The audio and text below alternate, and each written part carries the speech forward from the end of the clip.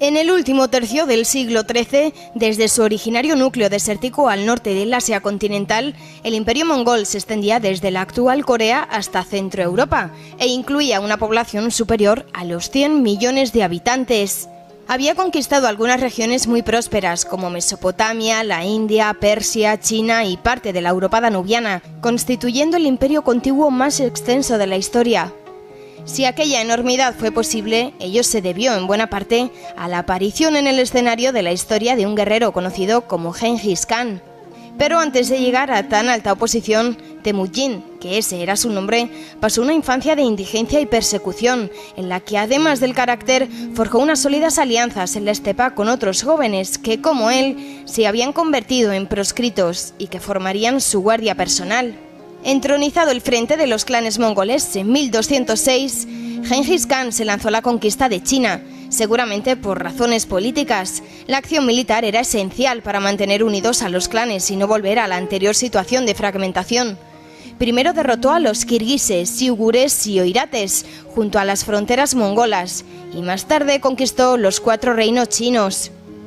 Para atacar China, Gengis Khan reunió una gran cantidad de información sobre el país, procedimiento que mantendría cada vez que se dispusiera a invadir una región. No conquistó China en su totalidad, algo que llevaría a cabo su nieto Kublai, porque prefirió volverse hacia el oeste, sobre los reinos musulmanes de Asia Central. Su objetivo era el de apoderarse de las ricas rutas comerciales que atravesaban el continente por las zonas controladas por los musulmanes. Asaltó el imperio corasmio, asentado en Persia, que, consumido por querellas internas, no pudo poner una gran resistencia. Con su caída, todo el inmenso Asia Central cayó en manos de los mongoles. Como consecuencia de esta campaña, Gengis Khan cayó también sobre la India, venciendo aplastantemente en la batalla del Indo. Las conquistas mongolas se cimentaron en una poderosa caballería, muy disciplinada. En las unidades militares, el caudillo mongol mezcló diversas etnias para que el tributo de sangre pagado en el campo de batalla sirviera de aglutinante de las diversas tribus que constituían su ejército primero y su imperio después. Utilizó los cadáveres de los muertos por peste bubónica para lanzarlos mediante catapultas a las ciudades que asediaba y así provocar en ellas epidemias mortíferas. Sembró, además, el terror entre sus enemigos al tomar medidas extremas como ejecuciones masivas en territorios conquistados para provocar su conmoción y facilitar su rendición. Gengis Khan, el príncipe poderoso, no fue solo un bárbaro destructor, sino que aprovechó sus victorias para intentar la construcción de unas estructuras políticas firmes, como cuando liberó a los esclavos mongoles, confiando en que haría más tarde esclavos de entre los pueblos conquistados, como así fue, o como cuando ordenó abrir centros de estudios de medicina dirigidos por médicos y sabios chinos y persas. El origen de los cosacos es tema muy debatido, aunque en el siglo XV ya aparecen una serie de comunidades independientes en lo que hoy es Ucrania, posiblemente constituidas por los eslavos que en el siglo XIII huyeron de los tártaros y posteriormente de la feudalización en Polonia y Moscovia. En el siglo XVI había 2 grandes grupos cosacos, uno en Zaporozhia, en la zona del Bajo Dnieper, y otro a orillas del Don.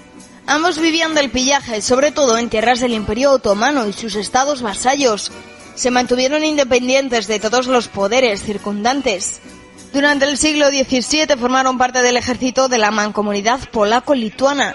Los cosacos en ese lado y los tártaros, acogidos a la benevolencia del sultán, guerreaban entre ellos y sembraban la frontera de destrucción. Al tiempo que veían sus filas nutridas de un creciente número de campesinos, las relaciones con la pequeña nobleza polaca se tensaban y terminaron provocando la salida de la mancomunidad y la alianza con el Imperio ruso. En el seno del mismo se dividieron en 2 grupos, Zaporozhia y el Hetmanato cosaco. A fines del 18 dichas estructuras fueron abolidas por Catalina la Grande, que compensó a los jefes cosacos con el ennoblecimiento. Desde entonces se establecieron en la estepa calmuca y en la del Kubán y colaboraron en la colonización del Cáucaso, de Siberia y Asia Central, protegiendo ciudades y fronteras, y se formaron unidades cosacas en el ejército ruso durante los siglos XVIII y XIX. Tuvieron asimismo un importante papel en la guerra contra Napoleón, siendo destacable su función guerrillera a espaldas de las tropas francesas. En 1814 su exotismo hizo que se convirtieran en la atracción de las fuerzas ocupantes rusas en el París napoleónico. La incuestionable lealtad al zar de las tropas cosacas fue utilizada por la corona para la represión de los desórdenes públicos que proliferaban desde comienzos del siglo XX. Mantenían un estatus peculiar en el seno del ejército ruso, en el que eran vistos con desconfianza. Aunque se produjeron inevitables episodios confusos durante las primeras etapas de la Revolución de 1917, en general los cosacos nutrieron las filas de los ejércitos blancos y tras la victoria bolchevique, estos reprimieron con dureza la identidad cosaca, siendo muchos de ellos ejecutados y la mayoría deportados. Pese a todo, Stalin había decidido recrear las unidades cosacas en 1936 y cuando estalló la Segunda Guerra Mundial, los cosacos se encontraban bajo la desconfiada supervisión comunista, justificada como pudo comprobarse cuando la Wehrmacht invadió la Unión Soviética en 1941. Por otro lado, los cosacos huidos de la Rusia comunista se pusieron al servicio de los alemanes en toda Europa. Finalizada la guerra, los prisioneros cosacos que confiadamente se habían rendido a los británicos fueron entregados por estos a Stalin.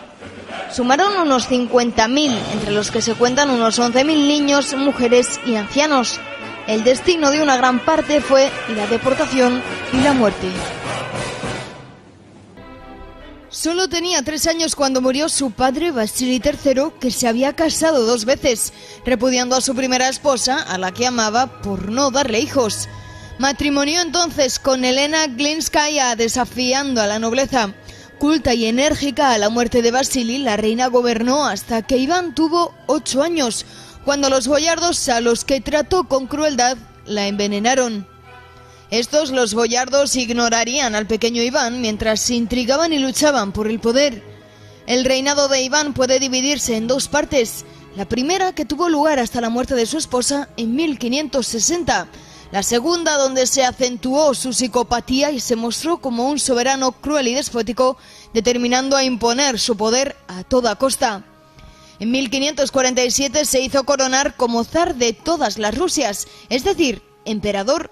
Se casó con Anastasia, hija del fundador de la familia Romanov, dinastía que gobernaría Rusia durante 3 siglos. Anastasia, que le dio 6 hijos, sería una influencia benéfica para Iván durante esa primera parte de su reinado. En los primeros meses de su reinado fueron los Glinsk, sus tíos, quienes se ocuparon de los asuntos del gobierno, pero en el verano de 1547 tuvo lugar un enorme incendio en Moscú. El incidente permitió a Iván convertir la monarquía en una especie de contrato con el pueblo, lo que aprovechó Iván para apartar a los boyardos, a quienes los rusos consideraban causantes de sus desgracias. Comenzó entonces un periodo de centralización y modernización del poder. Iván persiguió la corrupción y los delitos, mientras que, al tiempo que reforzaba la administración central, sentó las bases de un auténtico poder local en asambleas en las que los habitantes elegían a sus representantes. Creó el embrión de lo que sería un ejército permanente, que ya no dependiera de la buena voluntad de la nobleza. Y en 1551 se celebró el Concilio de los 100 capítulos, en el que, además de regular cuestiones de disciplina y de liturgia, limitó la compra de tierras de los monasterios y las cesiones testamentarias a la Iglesia de las haciendas nobiliarias. Además, arrebató a los monasterios y obispos todas las propiedades, fruto de las herencias otorgadas por los boyardos desde la época de su padre. Quiso acabar con los kanatos de Kazán, Astracán y Crimea, herencia del dominio mogolí que asaltaban periódicamente Moscovia, y lo consiguió en los 2 primeros casos. Pero en 1560 murió repentinamente su mujer, de lo que acusó a los boyardos, emprendiendo una purga de los boyardos.